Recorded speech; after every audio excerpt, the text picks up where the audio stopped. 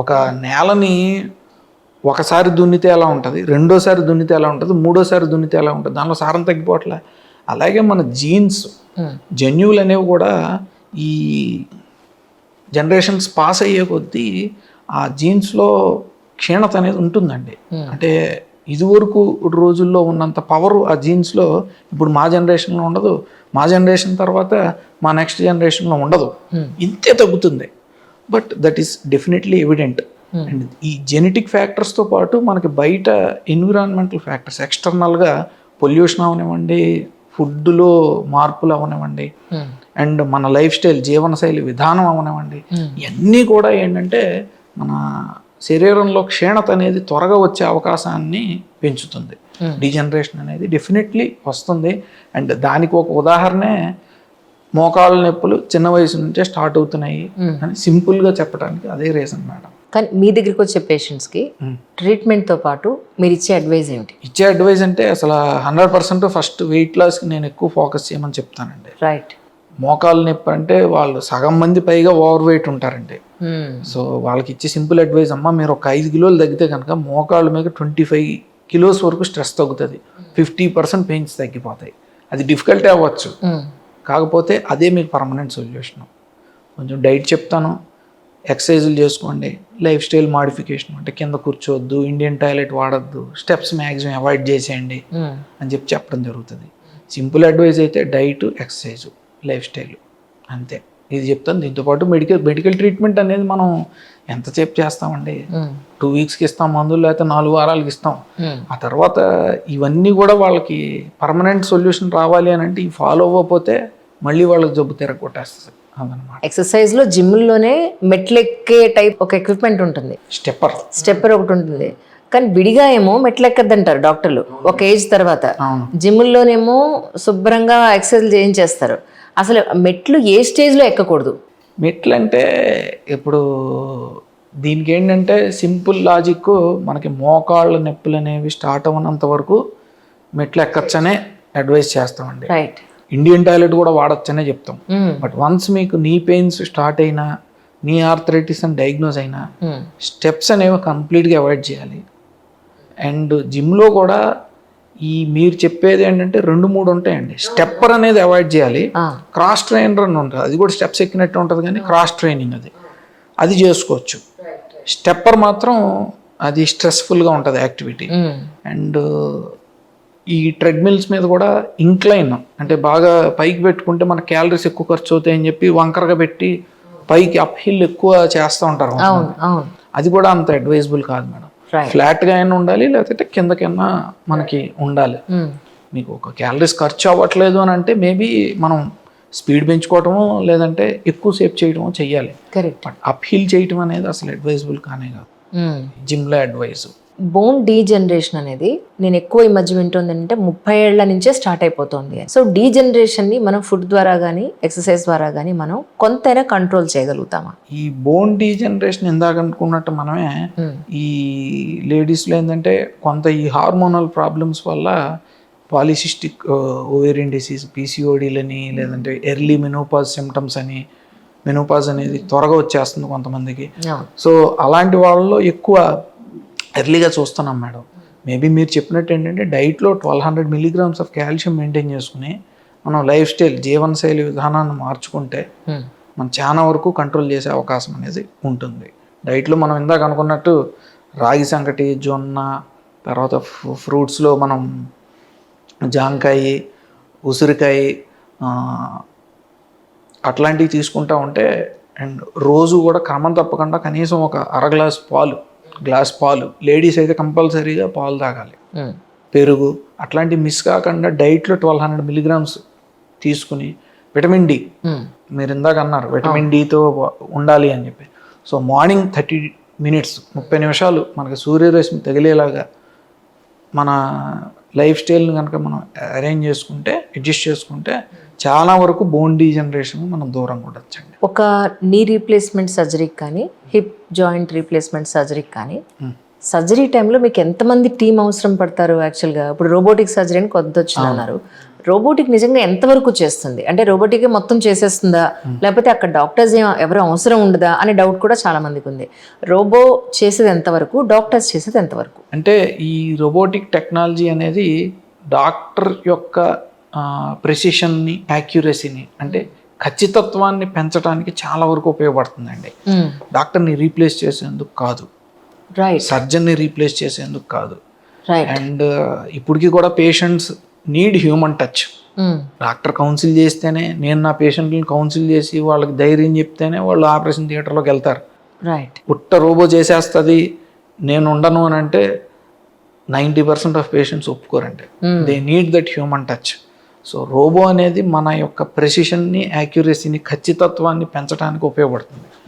మీరు అడిగినట్టు జనరల్గా ఒక సర్జరీలో ఏంటంటే ఒక సర్జను, ఒక అసిస్టెంట్ సర్జను, ఒక టెక్నీషియన్, ముగ్గురు అనేది ఉంటారు. ఇంకెవరన్నా అవసరమైతే ఒకళ్ళిద్దరు వాష్ అవుతూ ఉంటారు. జనరల్లీ టీంలో ఏంటంటే సర్జికల్ టీంలో ముగ్గురు అనేది మినిమమ్ మెయింటైన్ చేస్తూ ఉంటాము. రైట్. అండ్ రోబోటిక్ టెక్నాలజీ వల్ల మనం ఈ ప్రెసిషన్, యాక్యురసీ పెంచడం ద్వారా పేషెంట్స్కి ఇంకా మనం మెరుగైన రిజల్ట్స్ ఇచ్చేందుకు అవకాశం ఉంటుంది అన్నమాట. నేను కొంతమందిలో చూసాను ఏంటంటే, ఎప్పుడైనా అకేషన్స్కి వెళ్ళినప్పుడు వాళ్ళు కుర్చీలో కూర్చుని లేచేటప్పుడు మోకాళ్ళలో టిక్ టిక్ టిక్ టిక్ మన సౌండ్లు వస్తూ ఉంటాయి. వాళ్ళు కింద కూర్చుని భోజనం చేసినప్పుడు, లేచేటప్పుడు. కానీ మా ఫ్రెండ్ వాళ్ళ మదర్ కూడా అడిగితే ఏమోను ఇలాగే సౌండ్ వస్తుంది అని అనేవాళ్ళు. నిజానికి ఆవిడ అంటుందంటే బోన్ మొత్తం గొల్లైపోయిందేమో అందుకే సౌండ్ వస్తుందని అంటారు ఆవిడ. డాక్టర్ చూపించుకుంటే ఏం ప్రాబ్లం లేదని అంటారంటే, మరి ఎందుకు వస్తుంది సౌండ్, ఊరికి ఎందుకు వస్తుంది అనేది నా డౌట్. అలాగే ఎందుకు వస్తుంది, యాక్చువల్లీ ప్రాబ్లం ఏమై ఉంటుంది సార్? ఈ మోకాళ్ళలో సౌండ్స్ రావడానికి, ఏదన్నా అసలు జాయింట్స్లో సౌండ్స్ రావడానికి ఒకటే పొజిషన్లో మనం ఎప్పుడైనా కూర్చుని పోయాం అనుకోండి, మన జాయింట్లో ఉన్న ఫ్లూయిడ్లో కొన్ని గ్యాసెస్ ఫామ్ అవుతాయి, ఒకటే పొజిషన్లో ఉంటాయి. ఆ వాల్యూమ్ అలాగే స్టక్ అయిపోయి సడన్గా మనం పొజిషన్ చేంజ్ చేసినప్పుడు ఏమవుతుందంటే ఆ గ్యాసెస్ అనేవి బబుల్స్లో ఫామ్ అయ్యి టక్మన్ బ్రేక్ అవుతాయి. సో చాలా మందిలో అది రీజను. అది కాకుండా ఉంటే కనుక నొప్పి లేదు, ఏమీ లేదు అని అంటే అది మెయిన్ రీజను. నొప్పితో వస్తుంది అని అంటే డెఫినెట్లీ జాయింట్లో ఆర్థరైటిస్, అంటే అరుగుదల అనేది స్టార్ట్ అయిందని మనం అనుకోవాలి అన్నమాట. సార్, థైరాయిడ్ ఉన్న వాళ్ళకి లేదా షుగర్, బీపీ ఉన్న వాళ్ళకి మూడింటిని సెగ్రిగేట్ చేసి చెప్పండి. అంటే బోన్లో డీజనరేషన్ ఫాస్ట్గా వచ్చే అవకాశం ఉంటుందా? థైరాయిడ్లో ఏంటంటే రెండు ఉంటాయండి. థైరాయిడ్ బాగా ఓవర్ యాక్టివిటీ ఉందండి, హైపర్ థైరాయిడిజం, అప్పుడు కూడా బోన్ అనేది వీక్ అవుతుంది. ఓకే. మెటబాలిజం, టర్న్ ఓవర్ పెరిగిపోతూ ఉంటుంది. హైపోథైరాయిడిజం అంటే థైరాయిడ్ అనేది తక్కువ పనిచేస్తుంది, వాళ్ళలో కూడా మనకి బోన్ వీక్నెస్ వస్తుంది. హైపర్ థైరాయిడిజం, హైపోథైరాయిడిజం రెండింటికి కూడా బోన్ వీక్నెస్ అనేది వస్తుంది. ఇంకా బీపీ, షుగర్ వ్యాధులు ఏంటంటే మన ప్రతి అవయవానికి కూడా రక్త ప్రసారం అనేది తగ్గిపోతుందండి.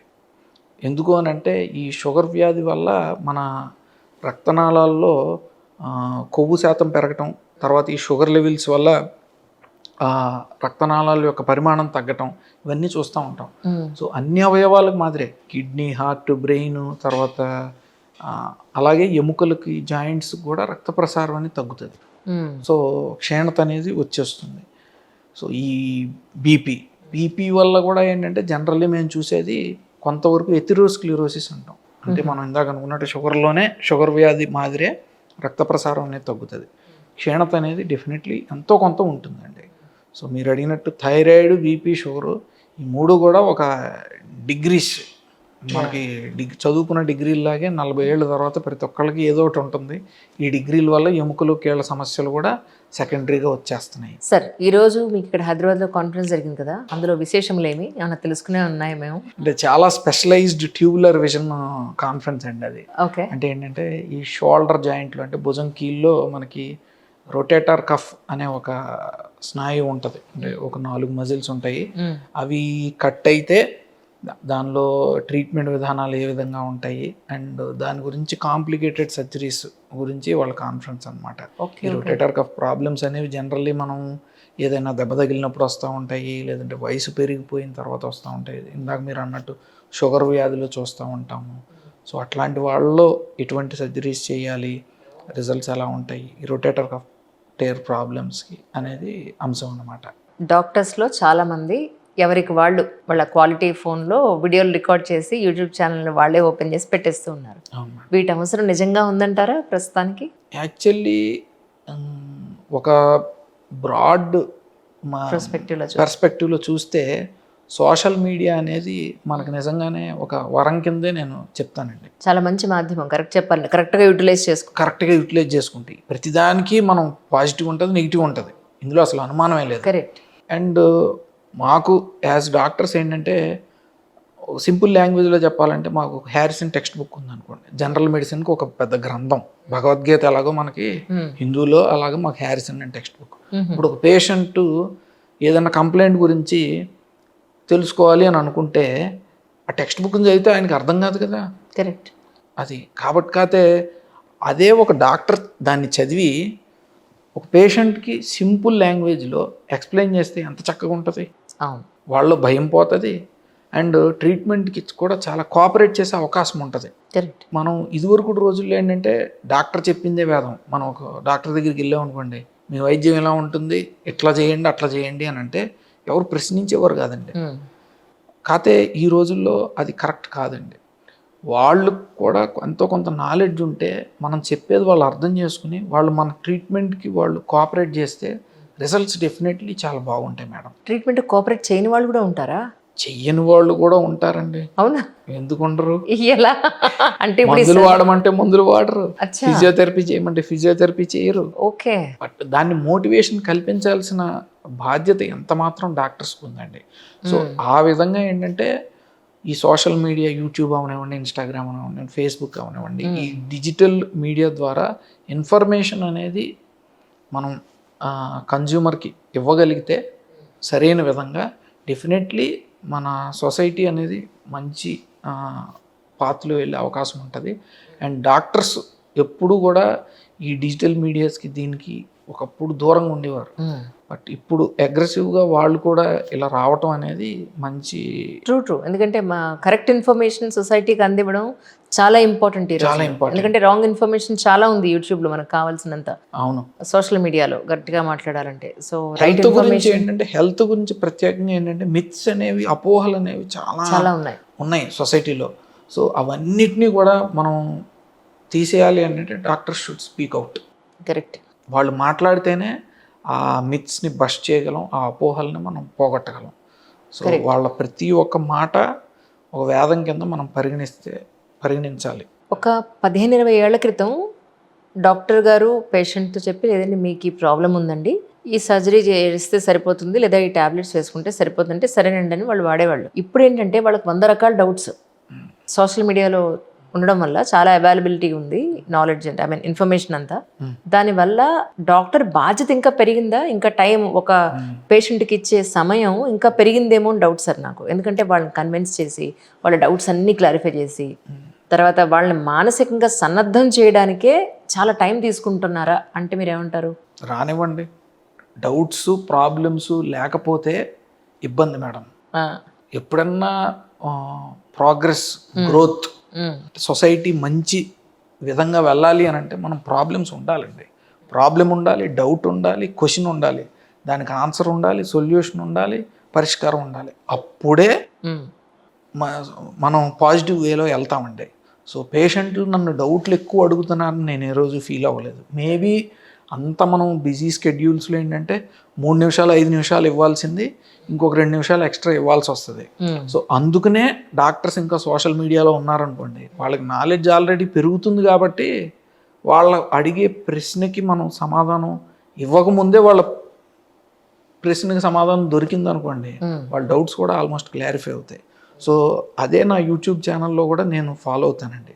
నేను పేషెంట్ కానీ అదే వ్యూవర్ చూసిన వీడియో చూసిన తర్వాత కమెంట్స్ పెడతారు కదా, వాళ్ళు అడిగే ప్రతి ప్రశ్న నేను చదువుతాను. యూట్యూబ్లో వాళ్ళకి ఆన్సర్ చేయకపోవచ్చు నేను, కాకపోతే నేను ప్రతి ప్రశ్నని చదువుతాను. అండ్ కొన్ని వీడియోస్లో ఆ క్వశ్చన్స్కి ప్రతి క్వశ్చన్కి ఆన్సర్ చెప్పడానికి నేను ప్రయత్నిస్తాను.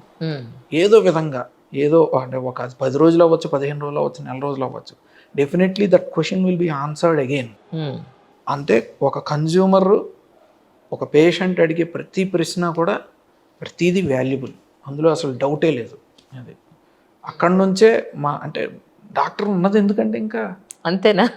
సో మీ దగ్గరికి వచ్చిన పేషెంట్స్ ఎన్ని డౌట్స్ అడిగినా మీరు చాలా ఓపికగా చెప్పాలి. తప్పదు, అది బాధ్యత. మీ జాబ్ ఇంకొకళ్ళకి అప్పు చెప్పరు. అలా అసలు అయితే సమస్య కొంచెం వాళ్ళకి డౌట్స్ ఉన్నాయి చూడండి అయినా నేను నెక్స్ట్ పేషెంట్ వస్తుందని చెప్పరు. అట్లా ఏమీ లేదండి. అట్లా ఎప్పుడు చేయకూడదండి. అంటే ఇక్కడ ఒక హ్యూమన్ టచ్ అవసరం మేడం కదండి. మీరు ఇందాక అన్నారు రోబోటే సర్జరీ చేసేస్తుందా అని చెప్పి. అవును అవును. ఎవరికి నచ్చదండి. ఎందుకంటే ఒక హ్యూమన్ ఉన్నారు, మన మనిషితోనే ట్రీట్మెంట్ చేయించుకోవాలని అనుకుంటాము. ఎందుకంటే ఆ ఎమోషన్ అనేది, సానుభూతి తత్వం అనేది మనిషిలోనే ఉంటుంది, రోబోట్లో ఉండదు. అవును, ఒక స్వాంతన అది అది అది ఉంటుంది. సో అది కావాలని కోరుకుంటారు అది అవతల వ్యక్తి.